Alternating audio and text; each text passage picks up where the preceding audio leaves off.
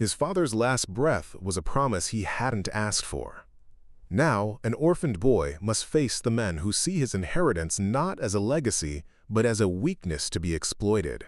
His only choice is to rise, or watch everything his family built crumble to dust. The last whisper of wind carried the scent of dust and fading dreams through the streets of Redemption Gulch, a town clinging to the edge of the known world. For 13-year-old Ethan, it carried only the lingering sorrow of loss. His father, Jebediah, a man of quiet strength and calloused hands, was gone, taken by the fever that had swept through the valley like a vengeful spirit. Now the boy stood alone, a shadow in the doorway of the Silver Spur, Saloon, a place that had been his father's legacy and was now his impossible burden. The weathered wood of the doorframe felt cold beneath his small hand, a stark contrast to the warmth of Jebediah's touch he remembered so vividly. Inside, the familiar scent of stale beer, sawdust, and forgotten hope clung to everything. Sunlight, fractured by the grimy windows, illuminated dust motes dancing in the air, each one a silent witness to a life that had ended too soon. Ethan's gaze drifted to the framed photograph on the bar, a sepia-toned image of his mother, her smile, a faint echo from a time before grief had carved its way into their lives. She had died giving birth to him, leaving Jebediah to raise their son in the unforgiving embrace of the frontier. He remembered his father's stories, whispered by the warmth of a dying fire, of how he'd built the Silver Spur with his own 2 hands, a monument to their future.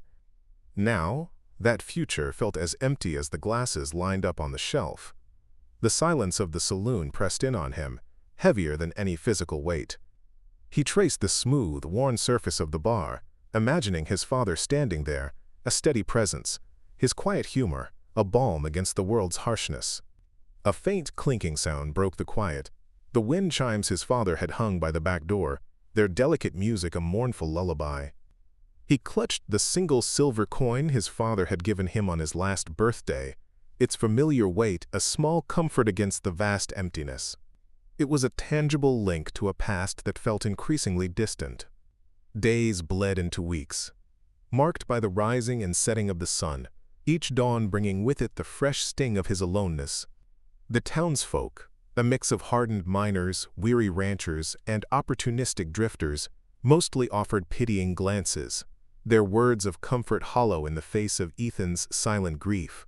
He spent his time sweeping the saloon, polishing the glasses, and refilling the whiskey bottles, movements learned by rote at his father's side. He was a ghost in his own home, moving through the motions of his inheritance, but the spirit of the place felt lost, along with the man who had breathed life into it. The saloon, once a beacon of camaraderie and sometimes boisterous revelry, now felt like a tomb, echoing with the silence of what was no longer. He ate his meals alone, a small plate of beans and dried jerky, the simple fare a stark reminder of their changed circumstances.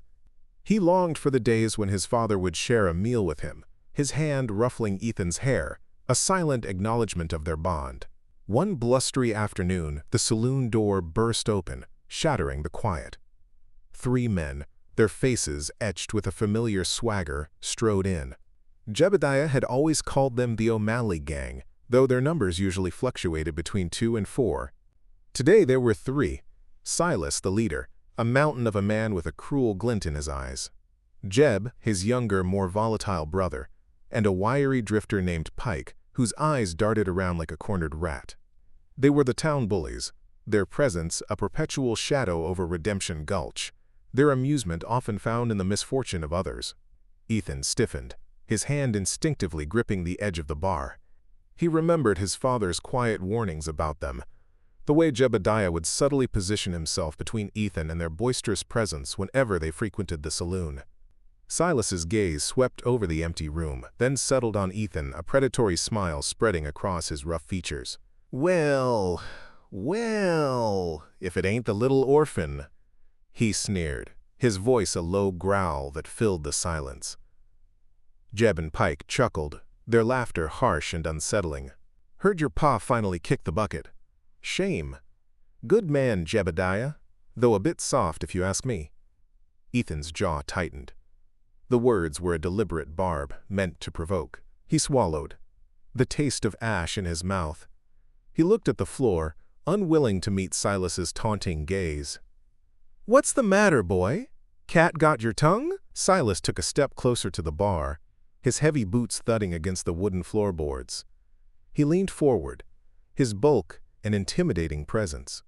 "This here saloon, it's not for little boys playing pretend. This is a man's world. And you, little man, ain't quite there yet." Ethan finally looked up. His eyes, though clouded with grief, held a flicker of defiance. "This is my saloon," he said, his voice barely a whisper, but firm. Silas threw his head back and laughed, a loud, derisive sound that echoed through the room. Jeb and Pike joined in, their laughter mocking and cruel. "Your saloon?" Silas scoffed, reaching over the bar to pick up a whiskey bottle. He uncorked it with a practiced flick of his wrist, the sharp pop startling in the quiet. He took a long swig, then wiped his mouth with the back of his hand. "This is our saloon, boy. At least, for as long as we want it to be." He slammed the bottle back down, the sound rattling the glasses on the shelf. "You ain't got what it takes to run a place like this. You're just a kid." Ethan's fists clenched, his knuckles white. He could feel the heat rising in his cheeks. He wanted to scream, to lash out, but his father's lessons, instilled through years of quiet observation, held him back. "Easy, son. A hot head rarely wins the day." The next few days were a torment. The O'Malley gang became regular fixtures in the Silver Spur, their presence a constant, simmering threat. They would come in, order drinks they rarely paid for, and mock Ethan with thinly veiled insults and condescending remarks. They would leave their empty bottles scattered, spit tobacco on the floor, and sometimes, for sport, would overturn a chair or two, forcing Ethan to clean up their mess. Each transgression was a deliberate act of humiliation, a challenge to his authority, to his very right to be there. He would watch them, his hands trembling as he swept the sawdust, his eyes burning with unshed tears and a quiet fury. He longed for his father, for the steady hand that would have met their bullying with calm resolve. But Jebediah was gone, and Ethan was alone.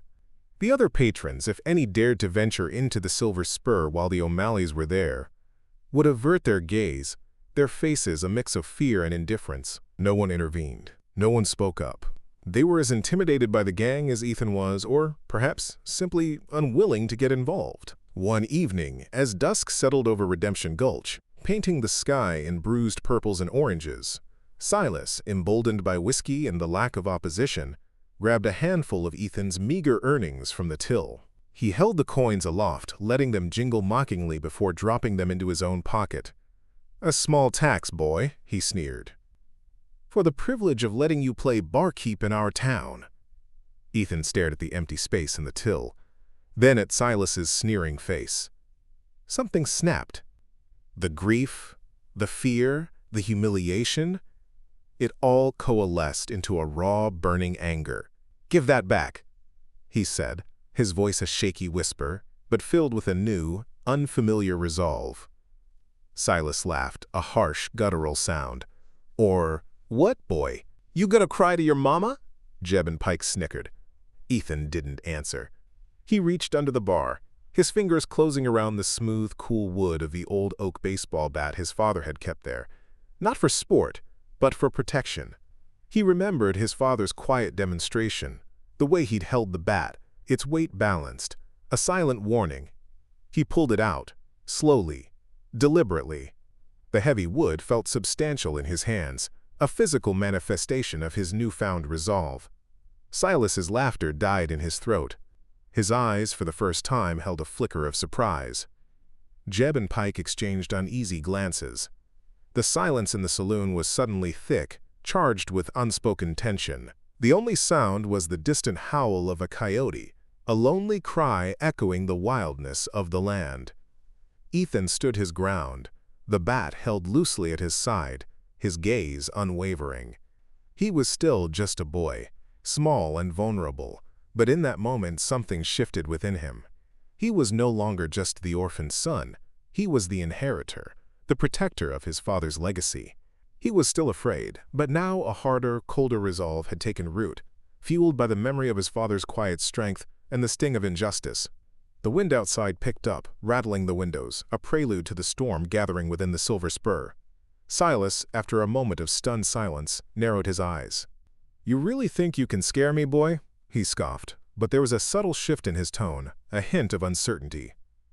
He took a step back, away from the bar. "Put that away before you hurt yourself." Ethan remained motionless, the bat a silent extension of his will. He didn't speak.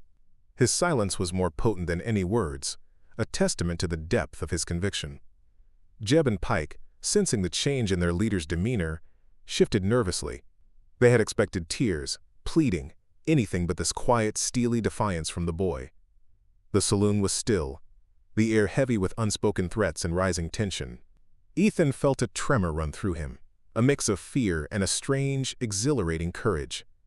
He was charting new territory, stepping onto a path he never imagined he would walk.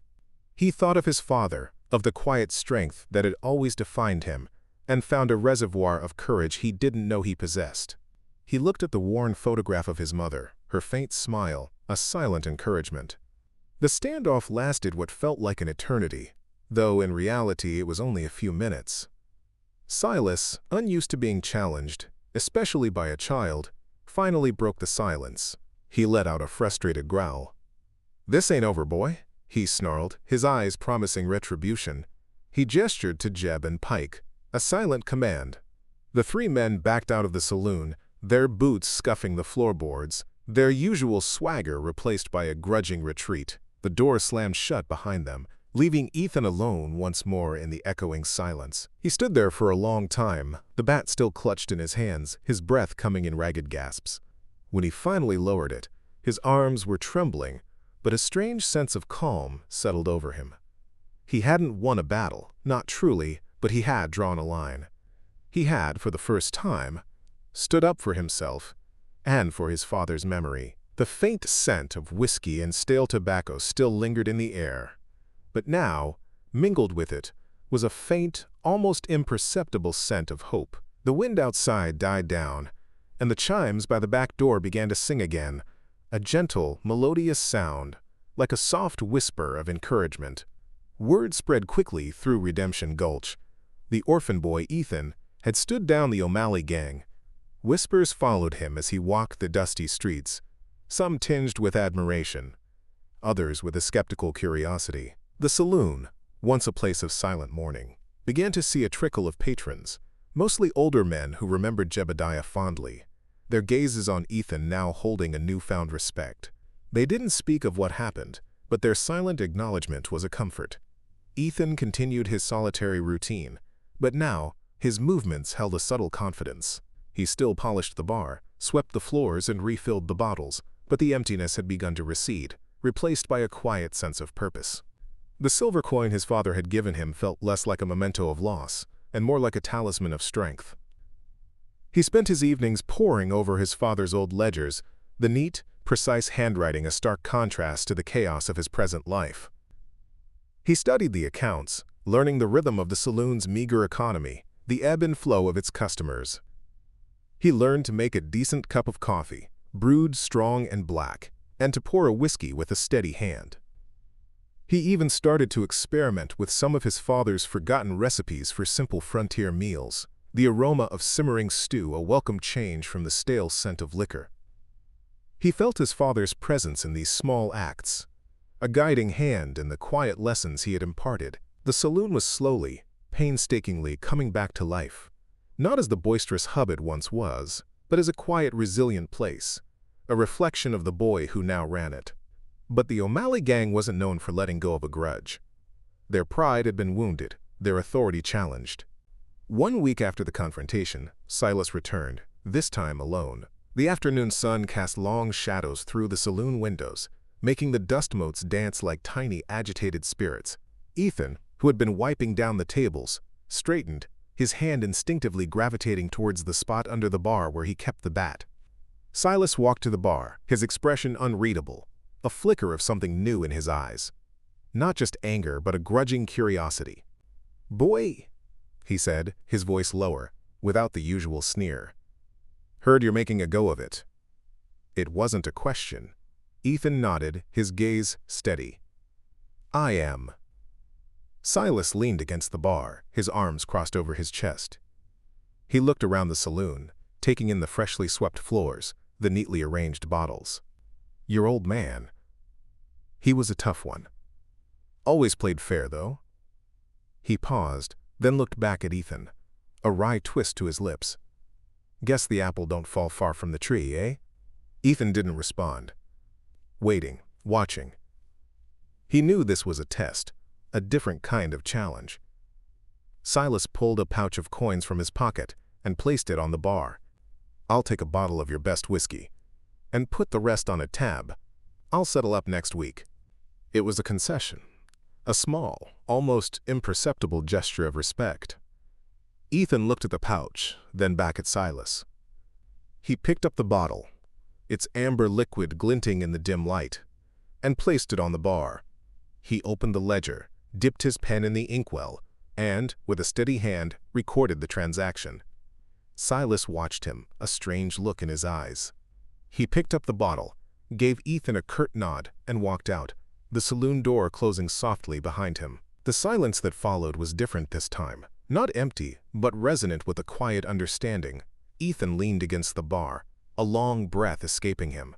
The burden hadn't disappeared, but it had shifted, become something he could carry.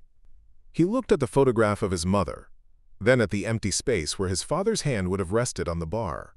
He had faced the storm, and he was still standing. The saloon, once a symbol of his loss, was now a testament to his resilience, a quiet beacon of hope in the heart of Redemption Gulch. The wind chimes outside began to sing, their melody a sweet, clear note in the fading light, a promise of new beginnings. The sun, a fiery orb on the horizon, cast long, golden rays through the windows, illuminating the dust motes once more, but this time, they danced in the light of a new dawn. If you enjoyed this incredible tale from the frontier, make sure to subscribe to our channel for more amazing stories from the American West. Click on the video on the screen for another tale we think you will love.